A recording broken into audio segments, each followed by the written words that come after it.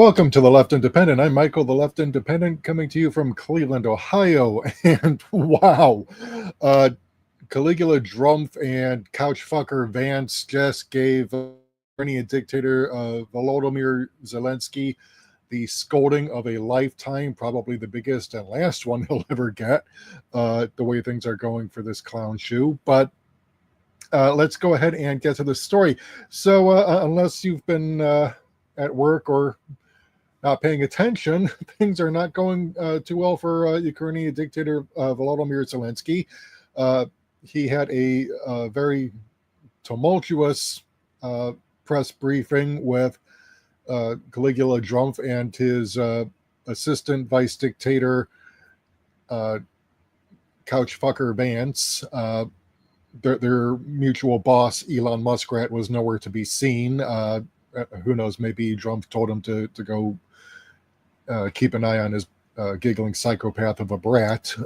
But at any rate, Zelensky came to the White House thinking he was going to roll over Drumpf like he did Biden, and got his ass handed to him. So let's go ahead and play the clip from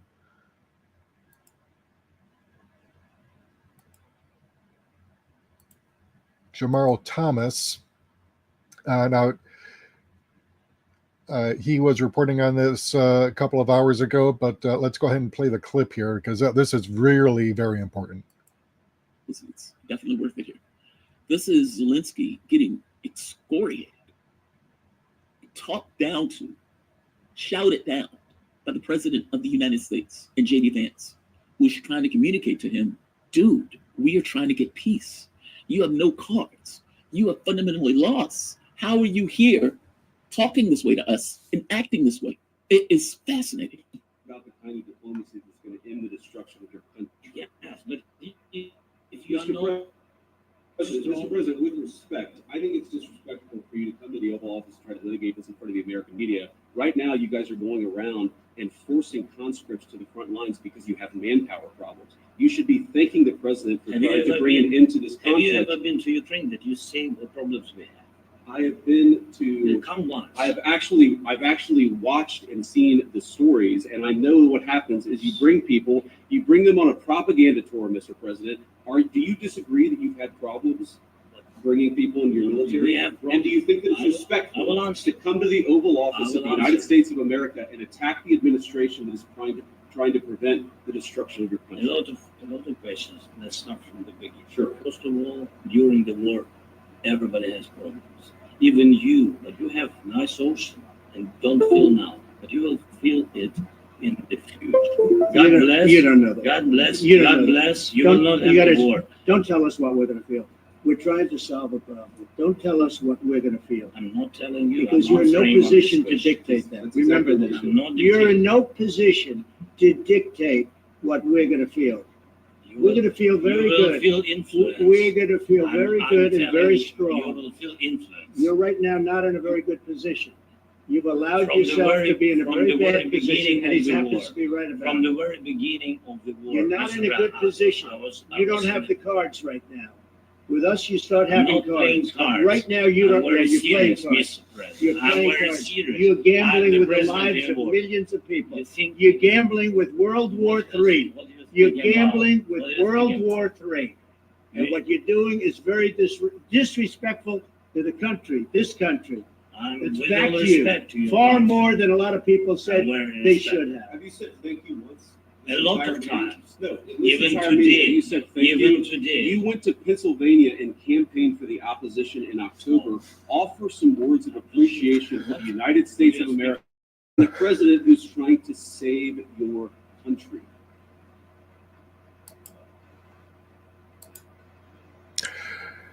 Yeah, so Zelensky got his ass handed to him. He got the scolding of a lifetime.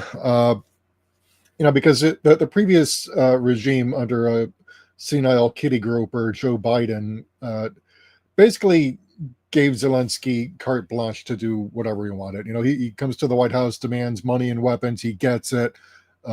Most of the weapons don't even make it to the front lines. They end up on the black market where they were used in places like Syria. in the October 7th attacks by Hamas against terrorist Israel, and that operation that then resulted in the ongoing genocide of Palestinians by Israel. So, they're ending up in places like that. And Biden just, with Congress, wrote what were essentially blank checks. Take the money, do whatever, no oversight, no accountability. And Zelensky thought he was going to do that here with Caligula Drumpf and Couch-f Vance. And they shut him down. They shut his ass down big time. So let me go ahead and share you some other information because it gets better. So the White House appears to have edited out a portion of the video footage from Drumpf's Oval Office meeting with dictator Zelensky. On the left, how a portion of the video currently appears on the official White House YouTube channel with a clear jump cut. On the right, the footage unedited. So we're going to go ahead and play this.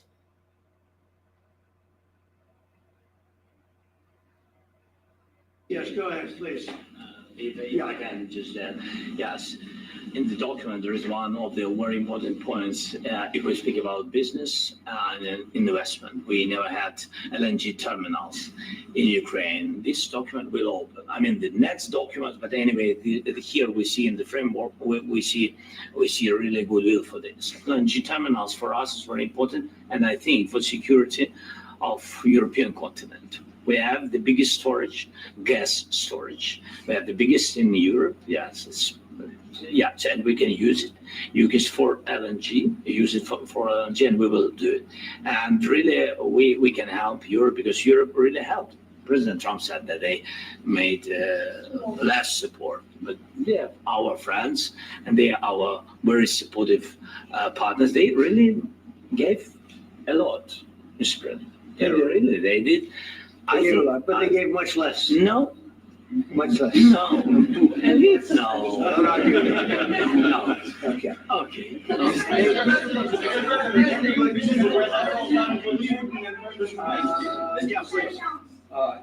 Mr. President Trump, you have repeatedly called the deal with Ukraine as a historical one. And as a president of the United States, you make historical decisions in other issues which affect America and other world. So what place in the world history do you want to take? And do you associate yourself with any famous historical figures? Yeah, I'd say George Washington, Abraham Lincoln. I would say Yeah, right. far superior to George Washington and Abraham Lincoln. Now, I'm only kidding, right? Because when I say that, the fake news is going to go wild. They're going to say he considers himself to be better than Washington. But you never know. You never know. I don't compare myself to anybody. I'm here to do a job. We've had a great 35 days or whatever it might be, a month, a little more than a month. We've accomplished tremendous amounts. Not only this would be a very great achievement if we could get the war stopped and get them back to normalization. I think that's going to happen. We've had very good talks on both sides, as you know, but I think we've done a very good job. Just generally, if you look at all of the things we've done in 30 days, they're saying there's never been a opening for a president. The first month, there's never been a first month like we've had. And this is one of the very important things. This, to me, is one of the most important things because we have tremendous death taking place as we speak. And I don't want to have that.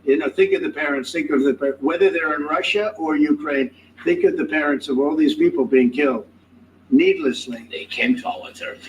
Should have never started. If I were president, this would have never started. Mr.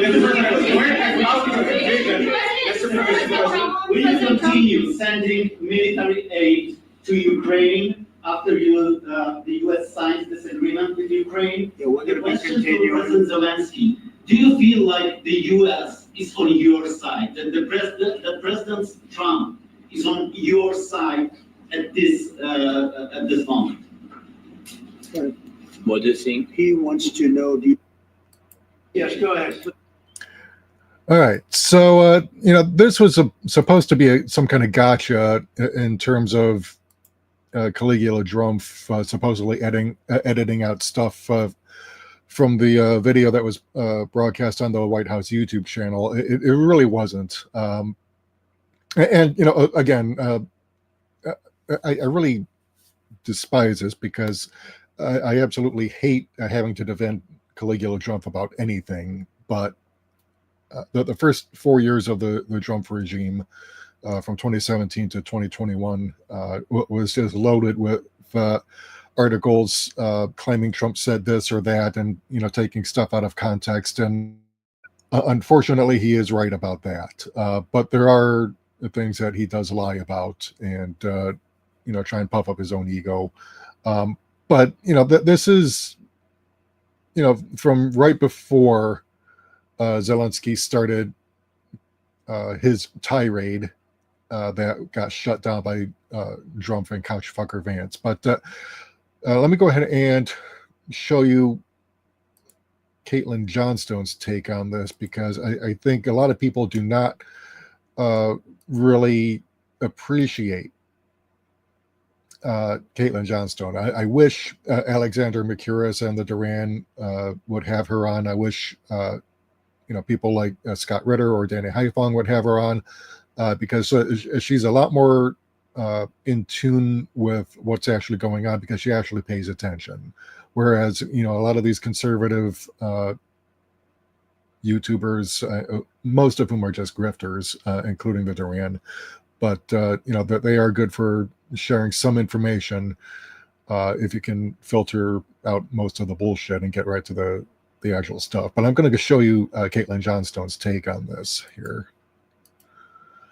So she says liberals. Well, she really means Democrats. It's really Democrats. When people mention the word liberal, replace that with Democrats, because Democrats are not liberals. But she says liberals, or Democrats as would be more accurate, are such weird, pathetic, emotionally stunted freaks. Leaving aside your partisan views on Ukraine, Zelensky's not a school child. He's a fully grown male who leads a whole ass country and plays a major role in the most consequential war on this planet. Grow the fuck up. And then, of course, she shares screen caps. So Bill Madden, watching Trump and Vance gang up and bully Zelensky. I have never been so disgusted and ashamed to be an American in my life. Well, he kind of brought it on himself, though, Bill. So shut the fuck up. Brian Krasenstein says, this is utterly repulsive. Trump and Vance just tried to humiliate Zelensky live on American TV, smugly demanding gratitude while openly mocking him like playground bullies, counting favors. My respect for Zelensky and my embarrassment as an American just surged off the charts. I'm beyond disgusted. Well, how about grow the fuck up? I'm going to concur with Caitlin Johnstone here. Grow the fuck up, people. Absolutely disgraceful bullying behavior. Yeah, notice how they all read from the same memo. Bullying behavior. I mean, it was kind of bullying, but there's a reason for it. And then, of course, they're talking about the word bully again. I don't think these people really understand what the word bullying means. Because while it is true that Drumpf and Couch-fucker Vance are, yes, indeed bullies, but they don't bully people they think have power. They bully people they are supremely confident have no power. And Zelensky, right now, is in a position where he really doesn't have a whole lot of power. I can't talk today. But yeah, he's in a position where Ukraine is losing the war. Everyone knows it. Mainstream media is finally starting to acknowledge it. It was even said last month that Ukraine may have 6 months left, tops. And that's coming out of Ukraine itself. Now, that there's a preliminary agreement that has not yet been signed. It's not been agreed to by any parties yet. It may not be. We'll see. But there's an agreement on the table that basically turns Ukraine into a colony of the United States.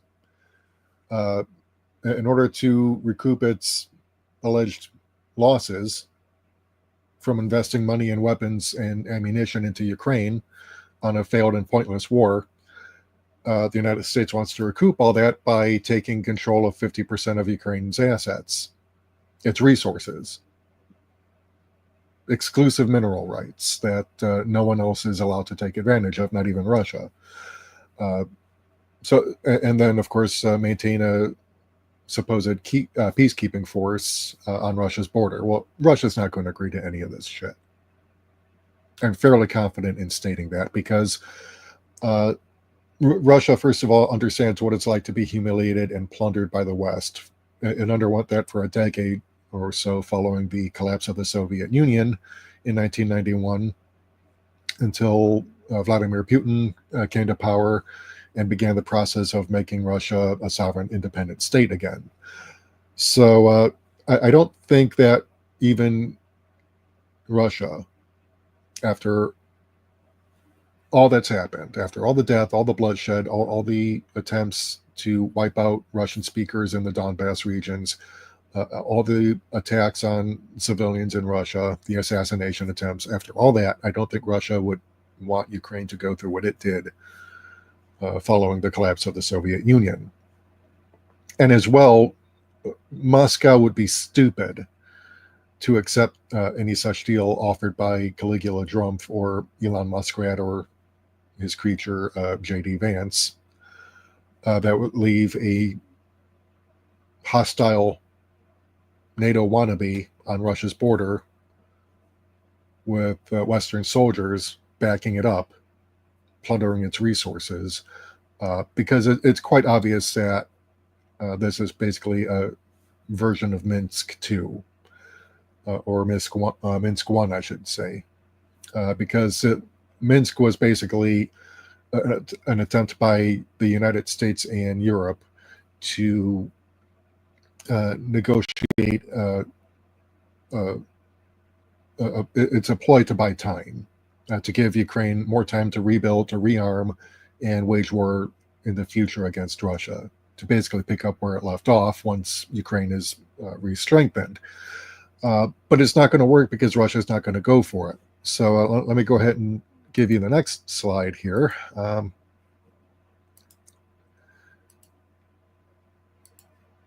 Because, yeah, and this is where I really have to take issue with a lot of this stuff, because people are engaging in the usual extreme right-wing grift here, and it's really getting tiresome. I'm talking about the kind of diplomacy that's going to end the destruction of your country. Yes, but if you Mr. President, with respect, I think it's disrespectful for you to come to the Oval Office and try to litigate this in front of the American media. Right now, you guys are going around and forcing conscripts to the front lines because you have manpower problems. You should be thanking the president for trying to bring an end to this conflict. Have you ever been to Ukraine that you say what problems we have? I have been to. Come once. I've actually watched and seen the stories, and I know what happens is you bring them on a propaganda tour, Mr. President. Do you disagree that you've had problems bringing people into your military? We have problems. And do you think that it's respectful to come to the Oval Office of the United States of America and attack the administration that is trying to prevent the destruction of your country? A lot of questions. Let's start from the beginning. Sure. First of all, during the war, everybody has problems. Even you, but you have nice ocean and don't feel now, but you will feel it in the future. God bless. You don't know that. God bless. You God bless. You will not have a war. Don't tell us what we're going to feel. We're trying to solve a problem. Don't tell us what we're going to feel. I'm not telling you. Because you're in no position to dictate that. Remember this. You're in no position to dictate what we're going to feel. We're going to feel very good. You will feel influence. We're going to feel very good and very strong. You will feel influence. You're right now not in a very good position. You've allowed From the yourself very- to be in a from very the very bad position, beginning and he of the happens war. to be right about From it. the very beginning of the war. You're not Mr. in a good Brown, position. I You don't was have in- the cards right now. With us, you start I'm having not playing cards. cards. Right now, you don't. I'm Yeah, very you're playing serious, cards. Mr. President. You're I'm playing very cards. serious. You're I'm gambling the with the president lives of world. millions of people. You think You're gambling with World War III. What do you You're think about? gambling with What do you World think War III. And You- what you're doing is very disrespectful to the country, this country. I'm It's with back all to you. respect to you. Far more than a lot of people said I'm wearing they respect. should have. Have you said thank you once? A lot of times. No, in this Even entire today. meeting, you said thank Even you. today. You went to Pennsylvania and campaigned for the opposition in October. Offer some words of appreciation for the United States of What are you speaking America about? and the president who's trying to save your country. All right, so yeah, this is basically what Jamal Thomas was playing on his show earlier. But Bay Guevara is saying something that I've been noticing for some years now on the pseudo left. Channels like Jimmy Doorknob and the Gray Zone, or as I call it now, the Gray Water Zone. COVID Couch, Glenn Greenpill, that kind of stupidity, saying that Trump is actually to the left of Biden and the Democrats on Ukraine. No. Because as Zainab Day points out, quite rightly, let me highlight it here for you. His proposal is colonial expansion into Ukraine in the form of United States occupation, also stealing half of Ukraine's mineral rights. That's the proposal. I'm against war spending in Ukraine, but Trump is an imperialist that is not left. And this is absolutely true, because the deal that's being put up and demanded that Zelensky sign turns what's left of Ukraine after Russia has taken its portion into a colony of the United States. That's what it does.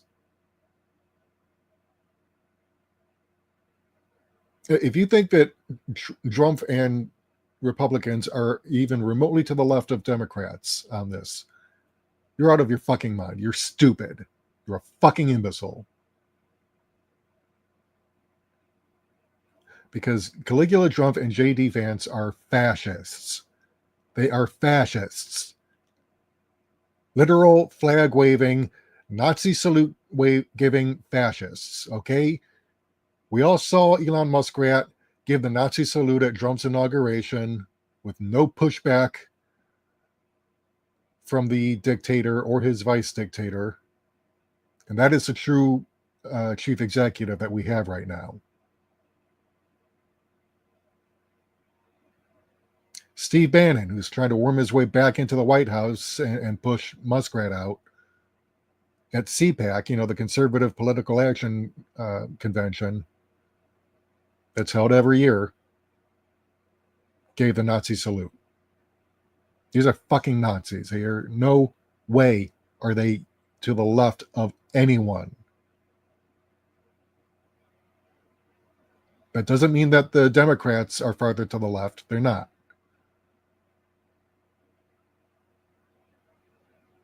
People need to pull their heads out of their asses. So let me share the next bit here. And I do apologize for the all the Twitter links, but this is important to get this out there, because if you don't understand why Drumpf and Vance are so desperate to end the war in Ukraine, I'm about to explain why. All right. So Arnaud Bertrand talks about China. ASPI, the Australian Strategic Policy Institute, was one of the world's major sources of anti-China propaganda. They're not even hiding their bias. Their executive director just wrote today on Twitter that, quote, China is not a force for good. They are a malign power. Don't tell me that an outlet headed by that guy was going to produce fair and impartial research. And the very fact it needs to suspend its research into China as a result of U.S. State Department funding cuts, reminder that ASPI is supposed to be an Australian think tank, tells you all you need to know about their operations. The quote from the article is particularly stinging. Pauses to grants from the State Department are also causing concern among the international think tank community, which relies heavily on U.S. investment. Now, I don't think for a moment, I do not think for a moment that Mr. Bertrand is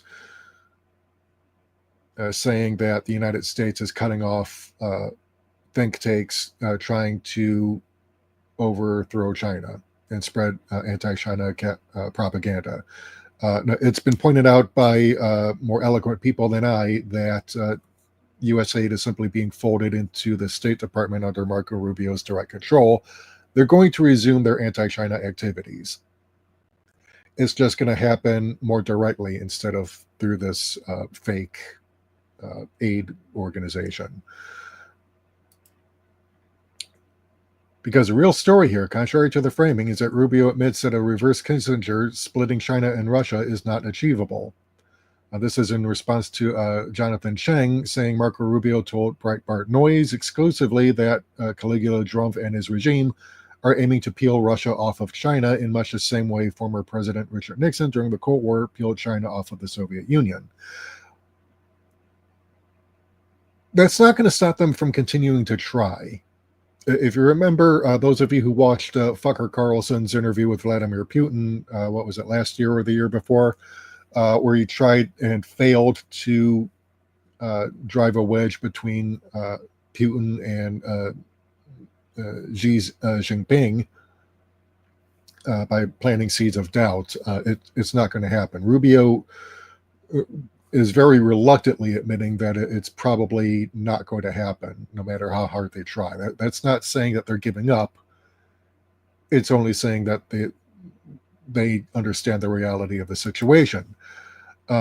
Because you've got all these think tanks over the last several years that pretty much show that the United States considers China a greater threat, or at least the anti-China half of the neocon apparatus, which is represented by Caligula Drumpf and Couch-f Vance, considers China to be a greater threat to United States hegemony than Russia. They figure they can placate Russia because it's white and European and therefore has more in common with the West than it does with Asia. They're of course wrong. Even though Russia is white and more European, but its ties with China run quite a bit deeper. So this is what they're kind of forced to admit. But the United States has long considered, for some years now, that China is a greater threat to its rule than Russia. So you've got Leon Damian, who's a right-wing extremist, LSE alumni and economist who worked as a corporate trainer in Russia and Ukraine, who's basically trying to make the argument here. He says, to assess the threat a nation poses to others, it is pertinent to analyze it in terms of its political ideology and foreign policy. When looking at China and Russia politically, both countries share similar characteristics. Both are highly nationalistic and authoritarian. The leaders of China and Russia, Xi Jinping and Vladimir Putin, have a strong hold on domestic politics and are in many ways ideologically aligned. Although China is a one-party state ruled by the Communist Party of China, I wish people would stop calling it the Chinese Communist Party. It's the Communist Party of China. It says Russia is a multi-party system dominated for the last 20 years by Putin's party of power, United Russia. Both nations are similar in that they have a solid line against all domestic dissent and have disregarded the law to maintain their power. Well, that's only true to an extent that I won't get into here because it would take too long. But he's basically arguing that these are authoritarian nationalist states. But he goes on to say, according to John Mearsheimer, a prominent realist political theorist, China adopts an offensive realist approach, and thus he sees China as the United States and West's most immediate threat. Mearsheimer, if you have been paying attention to any of Alexander Mercouris's videos where he frequently mentions Mearsheimer, Mearsheimer is a frequent guest on the Duran and other anti-Ukraine war YouTube podcasts. But Mearsheimer is a right-wing extremist who is very anti-China and really is only opposed to the war in Ukraine because he sees it, as all anti-China neocons do, as a distraction from the fight against China. And here you've got Quan Wei Kevin Tan saying China is a greater threat to the United States and Russia, and that's why the CIA doubled its budget for it, agency chief says. And this is dated to January 30th, 2024. It says, China, not Russia, is a bigger threat to the United States, says CIA Chief William Burns. Burns said the CIA has more than doubled its budget for China in the past 2 years. The CIA, Burns said, was stepping up efforts across the world to compete with China. And then, of course, you've got this from December, which is just a couple of months ago, says the China-Russia relationship and threats to U.S. vital interests. This is from the far-right Brookings Institution. Says the growing alignment between the People's Republic of China and the Russian Federation has significant implications for vital U.S. interests and the interests of United States allies and partners, animated by shared grievances against the configuration of the international order and mutual concerns about perceived external threats, principally from the United States. The Sino-Russian partnership has deepened over the last decade across the military, economic, and diplomatic domains. Beijing and Moscow's strategic alignment will pose a significant test for the incoming Drumpf regime. So yeah, this is really Drumpf's and Vance's pivot from trying to destroy Russia to trying to destroy China. Their overtures of realism notwithstanding, in saying that it's unlikely that they're going to be able to peel Russia off of China, they still are interested in taking down China first and foremost because they see it as a greater threat. The only real reason why the United States under Caligula Drumpf wants to end the war in Ukraine is to focus on China. It does not mean that it wants to become allies with Russia. All right, people, claiming that Drumpf is Putin's puppet are bullshit. They're bullshitting you. They're clowns. They don't understand that Caligula Drumpf is not owned by Vladimir Putin. He is, in fact, owned by Elon Muskrat. As I pointed out the other night when I did my last live show, Muskrat considers himself Drumpf's boss. And we know that because his kid basically told Drumpf to his face. Because Muskrat doesn't censor himself in front of his kids, and 4-year-olds, being incredibly impressionable, will repeat what they hear their grown-ups or supposed grown-ups saying. So yeah, Drumpf is not Putin's puppet. He is Muskrat's puppet. But he is also very much a believer in American empire, and his designs on Ukraine have less to do with cozying up to Russia and everything to do with trying to get a reprieve for Ukraine. Do what they did with Minsk II, which is buy time for Ukraine to arm and restore its military capabilities so that it can take on Russia later on and destroy it and balkanize it. Their real focus is going after China. And if you think for even a moment that Drumpf and Vance are anti-war, or that they're even remotely to the left of the Democrats and the Joe Biden regime, you're out of your fucking mind. So yeah, that's pretty much it. Zelensky is a dead boy walking. The Jewish collaborators who sold out to the Nazi regime in the 1930s, thinking quite cynically that it would protect them from pogroms while their fellow Jews were carted off to death camps. They got theirs in the end. They ended up themselves in the camps or having to flee the country. Zelensky is a collaborator. Those who keep denying that Ukraine is a Nazi country do not understand that you do not have to be a card-carrying member of the Nazi Party in order to be a collaborator. It's like, oh, Ukraine can't be Nazi because it has a Jewish president. Bullshit. Do you seriously think that the Nazis that Zelensky had flanking him when he went to the Canadian Parliament, when he went before the United States Congress to standing ovations, do you really think those Nazi guards that he had were there to protect him? No, they're there to keep him in line.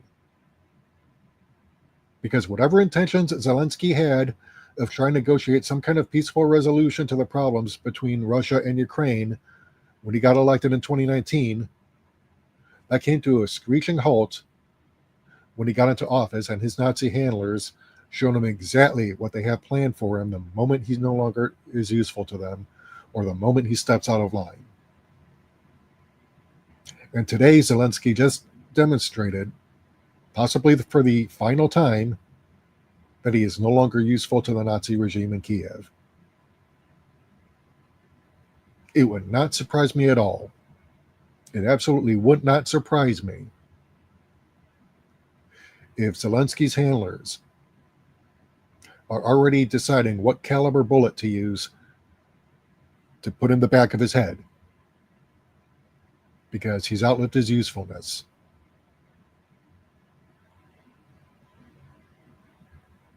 And they're going to leave his corpse hanging from a lamppost as a warning to anyone who dares try to negotiate with Russia or who proves unable to defeat Russia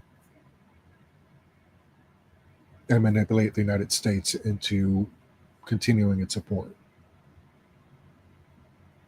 If you don't think that's going to happen, think again. I'm not making this as a 100% prediction. It's just a guess on my part. All right, so take it for what you will. I could be wrong.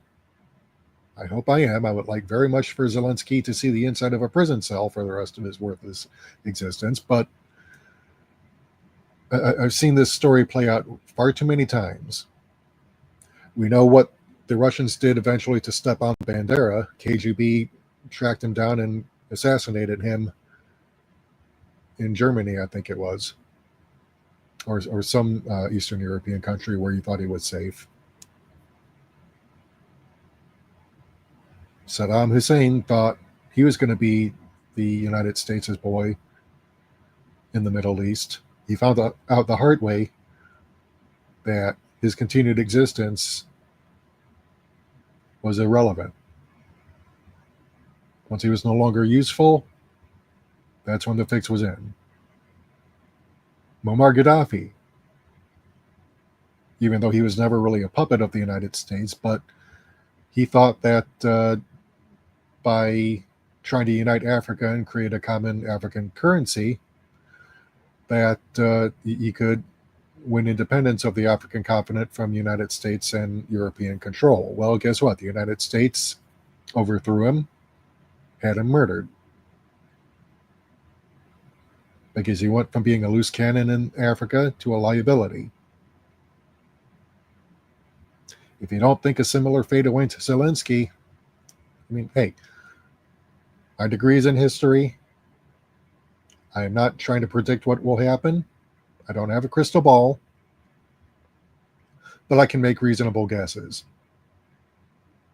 So maybe my guess will pan out, maybe it won't, but we'll see. But at any rate, this is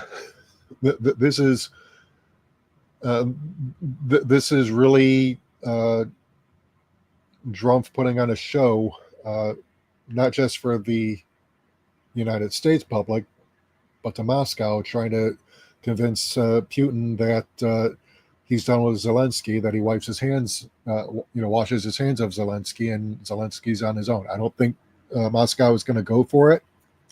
I think Moscow has been lied to far too many times by the West, the United States in particular. I think they understand exactly what Drumpf's intentions are, because he has no problem whatsoever boasting those intentions. Okay, Caligula Drumpf, one of the reasons why he is so offensive to the establishment has nothing to do with his policies. The Democrats love Trump's policies. They spent 4 years doubling down on all of his worst ones while adding even worse ones of their own. It's the way in which he implements those policies, or tries to implement them. It's his lack of decorum. Drumpf is too fucking stupid to understand the necessity for decorum and masking your intentions behind lies. Now, Drumpf is a pathological liar, but he's too stupid to know what lies to tell and how to tell them. And so when he goes ahead and tries to lie in order to fool opponents like Putin or Jinping or Xi,